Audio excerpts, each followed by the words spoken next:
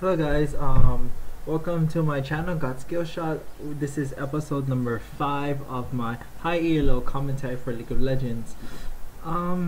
So League of Legends is a mobile game. If you haven't seen my other videos, mobile means it's a multiple online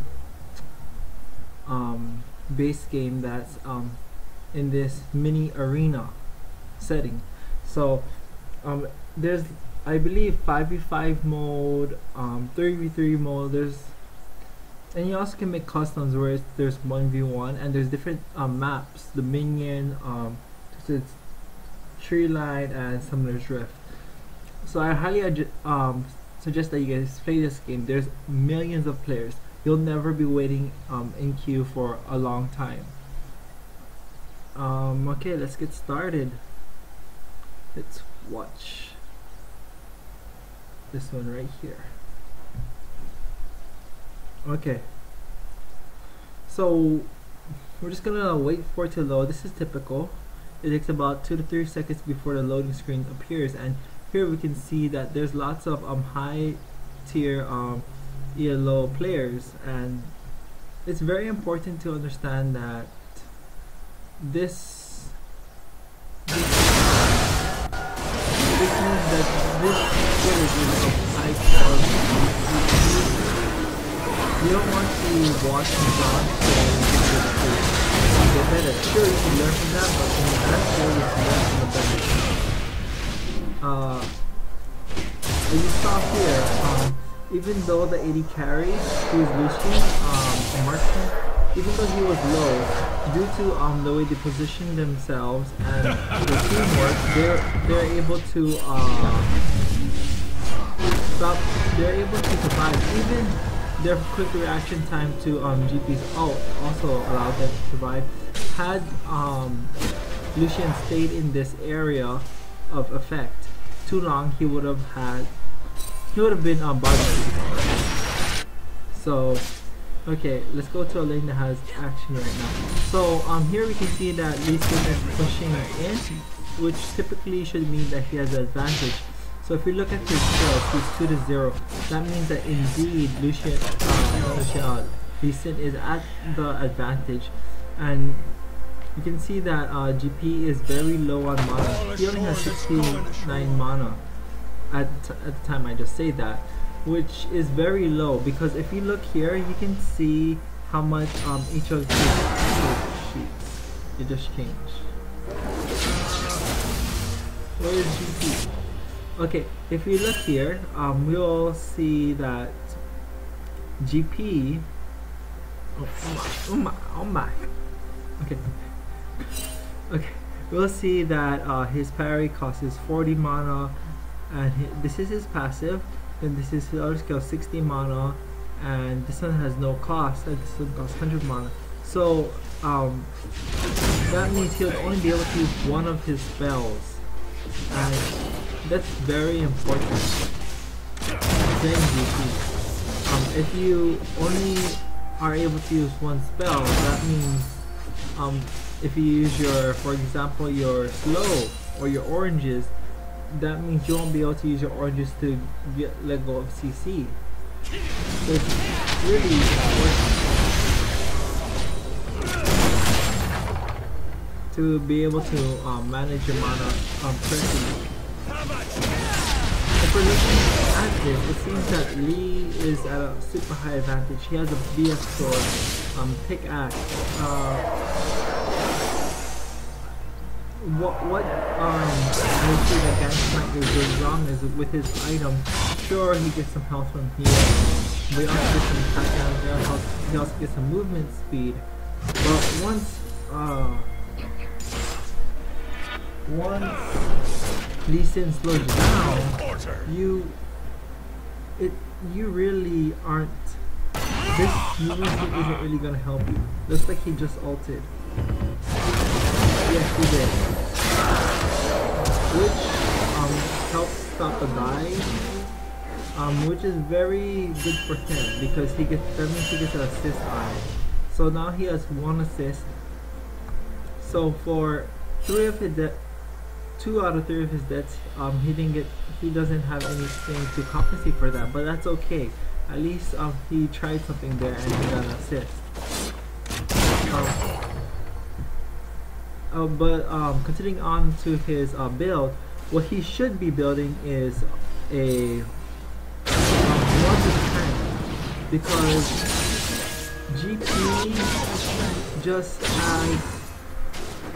GP is losing real bad here, and he just pushed it out. It makes him an easy person to gank. However, he needs to take into account that this Lee Sin, he has lots of attack damage. He's so much stronger. I mean, if we were to click on Lee Sin, look at his attack damage 154, and look at Gangplank's 104. That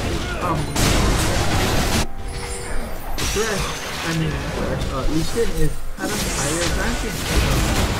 And however, he's able to escape using his W, but that doesn't seem to happen for too long, because as you can tell, this thing is super strong. Look at him just clear out the W. However, this is a very good advantage for the team, because they have clear a ward here, and that means there's no ward here, they wouldn't position that. This allows them to get a free dragon. Watch how these two both put wards both at the same time. They have the same idea. They need babies in that bush. And it's really important to get vision. Because it's not just the support's job to create vision, but it's also the AD carry's job too, because everyone in this season has up to 2 charges of wards, which you can use whenever you want. And then, oh gosh, there's actually a pink there from blue side, which is real good for blue. Free gold.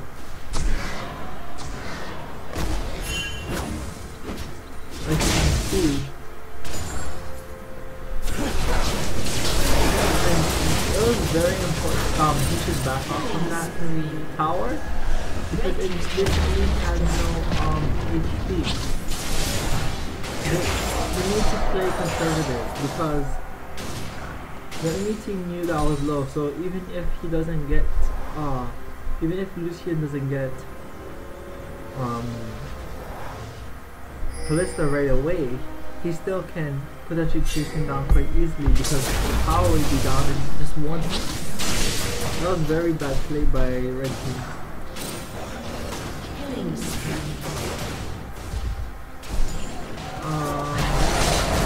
So right here you see 4 of them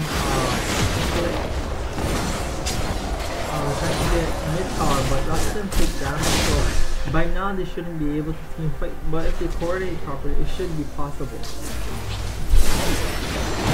And right here we see Lucian use so much damage, and we're wondering why. Because he's scoring 5-0.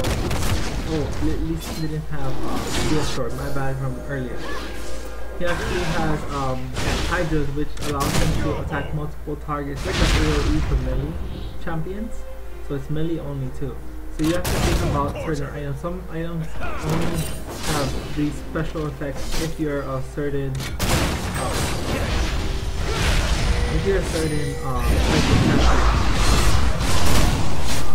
this is a very good call by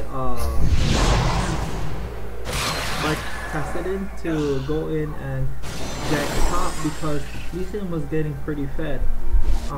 Looking at this though, still, it doesn't seem as if Red's gonna have an easy comeback.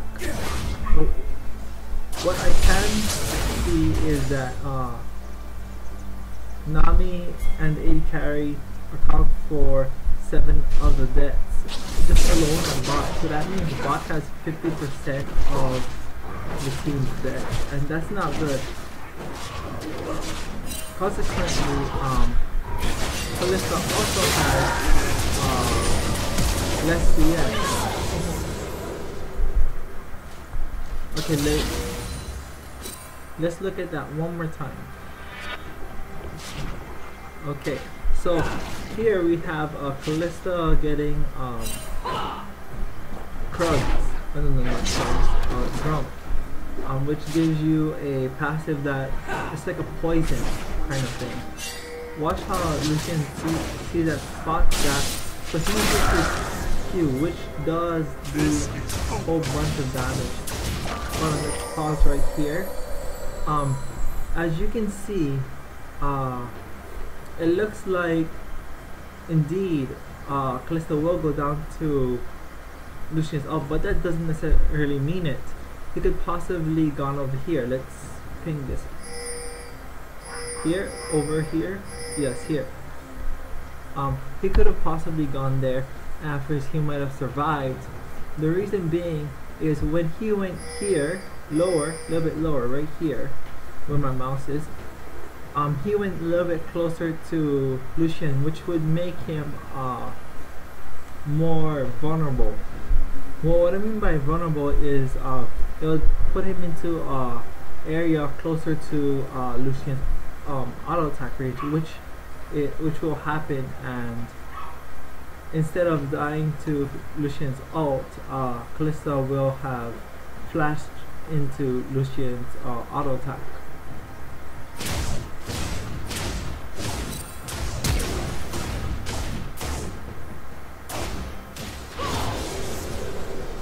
And there you go.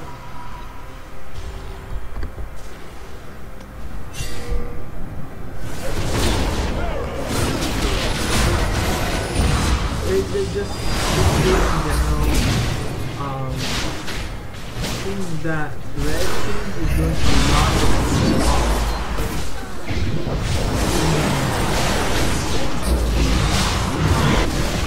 not only is all lanes losing real badly, except for probably mid.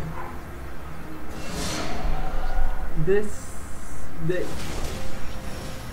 Red team doesn't have any objectives. Red got zero, but all blue has too many objectives right now, and at this point it will be a tough game. So my tip of this video is objectives. Make sure you get your objectives, or make sure you play for them, or make sure you do your part in getting them or defending them. Okay, this is GotSkillShot.